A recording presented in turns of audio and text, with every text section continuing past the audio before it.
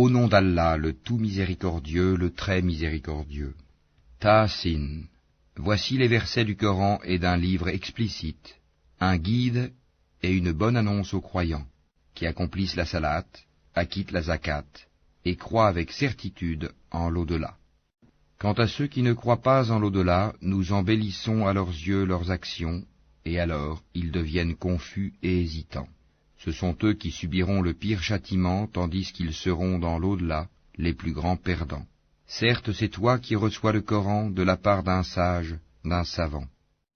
Rappelle quand Moïse dit à sa famille « J'ai aperçu un feu, je vais vous en apporter des nouvelles, ou bien je vous apporterai un tison allumé afin que vous vous réchauffiez. » Lorsqu'il y arriva, on l'appela « Béni soit celui qui est dans le feu, et celui qui est tout autour, et gloire à Allah, Seigneur de l'univers. Ô Moïse, c'est moi, Allah le Tout-Puissant, le Sage. Et jette ton bâton. » Quand il le vit remuer comme un serpent, il tourna le dos pour fuir, sans revenir sur ses pas. « N'aie pas peur, Moïse, les messagers n'ont point peur auprès de moi. Sauf celui qui a commis une injustice, puis a remplacé le mal par le bien, alors je suis pardonneur et miséricordieux. Et introduis ta main dans l'ouverture de ta tunique, elle sortira blanche et sans aucun mal, un des 9 prodiges à Pharaon et à son peuple, car ils sont vraiment des gens pervers.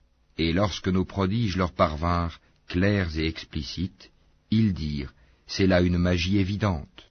Ils les nièrent injustement et orgueilleusement, tandis qu'en eux-mêmes ils y croyaient avec certitude. Regarde donc ce qu'il est advenu des corrupteurs.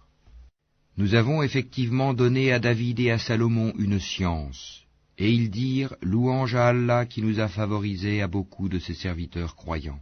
Et Salomon hérita de David et dit, ô homme, on nous a appris le langage des oiseaux, et on nous a donné part de toutes choses, c'est là vraiment la grâce évidente.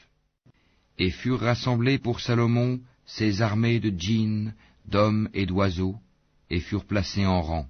Quand ils arrivèrent à la vallée des fourmis, une fourmi dit, ô fourmis, entrez dans vos demeures, de peur que Salomon et ses armées ne vous écrasent sous leurs pieds sans s'en rendre compte.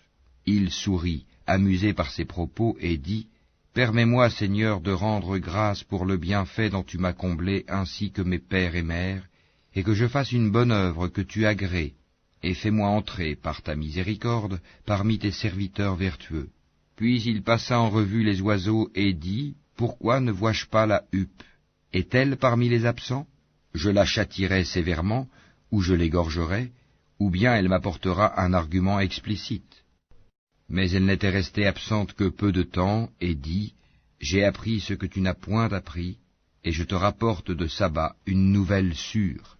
J'ai trouvé qu'une femme est leur reine, que de toutes choses elle a été comblée, et qu'elle a un trône magnifique. Je l'ai trouvée, elle et son peuple, se prosternant devant le soleil au lieu d'Allah. Le diable leur a embelli leur action, et les a détournés du droit chemin, et ils ne se sont pas bien guidés. Que ne se prosterne-t-il devant Allah, qui fait sortir ce qui est caché dans les cieux et la terre, et qui sait ce que vous cachez et aussi ce que vous divulguez? Allah, point de divinité à part lui, le Seigneur du trône immense. » Alors Salomon dit, « Nous allons voir si tu as dit la vérité ou si tu as menti.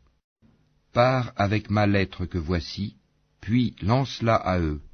Ensuite, tiens-toi à l'écart d'eux pour voir ce que sera leur réponse. » La reine dit, « Ô notable, une noble lettre m'a été lancée, elle vient de Salomon et c'est au nom d'Allah le tout miséricordieux, le très miséricordieux. Ne soyez pas hautain avec moi et venez à moi en toute soumission. » Elle dit, « Ô notable, conseillez-moi sur cette affaire, je ne déciderai rien sans que vous ne soyez présents pour me conseiller. » Ils dirent, « Nous sommes détenteurs d'une force et d'une puissance redoutables, le commandement cependant t'appartient, regarde donc ce que tu veux ordonner. » Elle dit, « En vérité, quand les rois entrent dans une cité, ils la corrompent et font de ses honorables citoyens des humiliés, et c'est ainsi qu'ils agissent. Moi je vais leur envoyer un présent, puis je verrai ce que les envoyés ramèneront. » Puis lorsque la délégation arriva auprès de Salomon, celui-ci dit, « Est-ce avec des biens que vous voulez m'aider? alors que ce qu'Allah m'a procuré est meilleur que ce qu'il vous a procuré? Mais c'est vous plutôt qui vous réjouissez de votre cadeau. Retourne vers eux, nous viendrons avec des armées contre lesquelles ils n'auront aucune résistance, et nous les en expulserons toutes humiliées et méprisées. Il dit, Ô notables, qui de vous m'apportera son trône avant qu'il ne vienne à moi soumis? Un djinn redoutable dit, je te l'apporterai avant que tu ne te lèves de ta place. Pour cela je suis fort et digne de confiance. Quelqu'un qui avait une connaissance du livre dit, je te l'apporterai avant que tu n'aies cligné de l'œil. Quand ensuite Salomon a vu le trône installé auprès de lui, il dit, cela est de la grâce de mon Seigneur pour m'éprouver si je suis reconnaissant ou si je suis ingrat. Quiconque est reconnaissant, c'est dans son propre intérêt qu'il le fait, et quiconque est ingrat, alors mon Seigneur se suffit à lui-même, et il est généreux. Et il dit encore, rendez-lui son trône méconnaissable, nous verrons alors si elle sera guidée, ou si elle est du nombre de ceux qui ne sont pas guidés. Quand elle fut venue, on lui dit, est-ce que ton trône est ainsi? Elle dit, c'est comme s'il l'était. Salomon dit, le savoir nous a été donné avant elle, et nous étions déjà soumis. Or, ce qu'elle adorait en dehors d'Allah l'empêchait d'être croyante, car elle faisait partie d'un peuple mécréant. On lui dit, entre dans le palais. Puis, quand elle le vit, elle le prit pour de l'eau profonde, et elle se découvrit les jambes. Alors Salomon lui dit, ceci est un palais pavé de cristal. Elle dit, Seigneur, je me suis fait du tort à moi-même, je me soumets avec Salomon à Allah, Seigneur de l'univers. Nous envoyâmes effectivement vers les Tamouds leur frère Sali, qui leur dit, adorez Allah, et voilà qu'ils se divisèrent en deux groupes qui se disputèrent. Il dit, ô mon peuple, pourquoi cherchez-vous à hâter le mal plutôt que le bien? Si seulement vous demandiez pardon à Allah, peut-être vous serait-il fait miséricorde. Ils dirent, nous voyons en toi et en ceux qui sont avec toi des porteurs de malheur. Il dit, votre sort dépend d'Allah, et vous êtes plutôt des gens qu'on soumet à la tentation. Et il y avait dans la ville un groupe de 9 individus qui semaient le désordre sur terre et ne faisaient rien de bon. Ils dirent, jurons par Allah que nous l'attaquerons de nuit, lui et sa famille.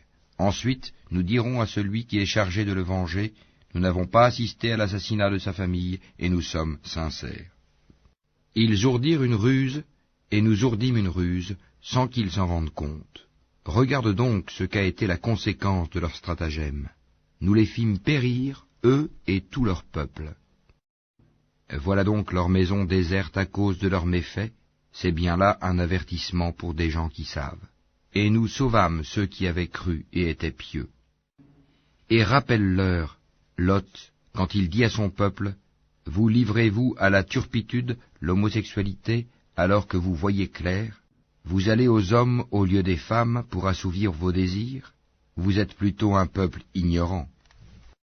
Puis son peuple n'eut que cette réponse, expulsez de votre cité la famille de Lot, car ce sont des gens qui affectent la pureté. Nous le sauvâmes ainsi que sa famille, sauf sa femme, pour qui nous avions déterminé qu'elle serait du nombre des exterminés. Et nous fîmes pleuvoir sur eux une pluie de pierres, et quelle mauvaise pluie que celle des gens prévenus.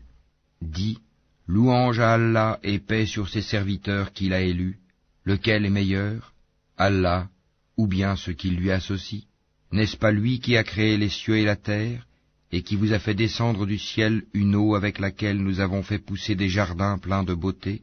Vous n'étiez nullement capable de faire pousser leurs arbres? Y a-t-il donc une divinité avec Allah? Non, mais ce sont des gens qui lui donnent des égaux. N'est-ce pas lui qui a établi la terre comme lieu de séjour, placé des rivières à travers elle, lui a assigné des montagnes fermes et établi une séparation entre les deux mers? Y a-t-il donc une divinité avec Allah? Non, mais la plupart d'entre eux ne savent pas. N'est-ce pas lui qui répond à l'angoissé quand il l'invoque, et qui enlève le mal, et qui vous fait succéder sur la terre génération après génération? Y a-t-il donc une divinité avec Allah? C'est rare que vous vous rappeliez. N'est-ce pas lui qui vous guide dans les ténèbres de la terre et de la mer, et qui envoie les vents comme une bonne annonce précédant sa grâce? Y a-t-il donc une divinité avec Allah? Allah est très élevé au-dessus de ce qu'il lui associe. N'est-ce pas lui qui commence la création, puis la refait, et qui vous nourrit du ciel et de la terre? Y a-t-il donc une divinité avec Allah? Dis, apportez votre preuve si vous êtes véridique. Dis, nul de ceux qui sont dans les cieux et sur la terre ne connaît l'inconnaissable à part Allah, et ils ne savent pas quand ils seront ressuscités. Mais leurs sciences se sont rejointes au sujet de l'autre monde. Ils doutent plutôt là-dessus, ou plutôt ils sont aveugles à son sujet. Et ceux qui ne croient pas disent, est-ce que quand nous serons poussière, nous et nos pères, est-ce que vraiment on nous fera sortir de nos tombes? Certes, on nous l'a promis, à nous et à nos pères, auparavant. Ce ne sont que des contes d'anciens. Dis, parcourez la terre et voyez ce qu'il est advenu des criminels, et ne t'afflige pas sur eux, et ne sois pas angoissé à cause de leur complot. Et ils disent, pour quand cette promesse si vous êtes véridique? Dis, il se peut qu'une partie de ce que vous cherchez à hâter soit déjà sur vos talons. Certes, ton Seigneur est pourvoyeur de grâce aux hommes, mais la plupart d'entre eux ne sont pas reconnaissants. Certes, ton Seigneur sait ce que cache leur poitrine et ce qu'ils divulguent, et il n'y a rien de caché dans le ciel et la terre qui ne soit dans un livre explicite. Ce Coran raconte aux enfants d'Israël la plupart des sujets sur lesquels ils divergent. Cependant, qu'il est pour les croyants un guide et une miséricorde. Ton Seigneur décidera certes entre eux par son jugement, et il est le Tout-Puissant, le Sage. Place donc ta confiance en Allah, car tu es de toute évidence dans la vérité et le bon droit.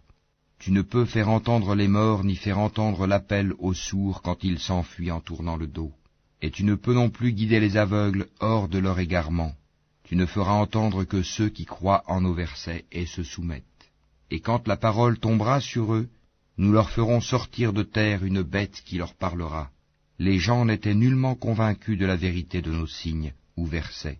Et le jour où nous rassemblerons de chaque communauté une foule de ceux qui démentaient nos révélations, et qu'ils seront placés en rang.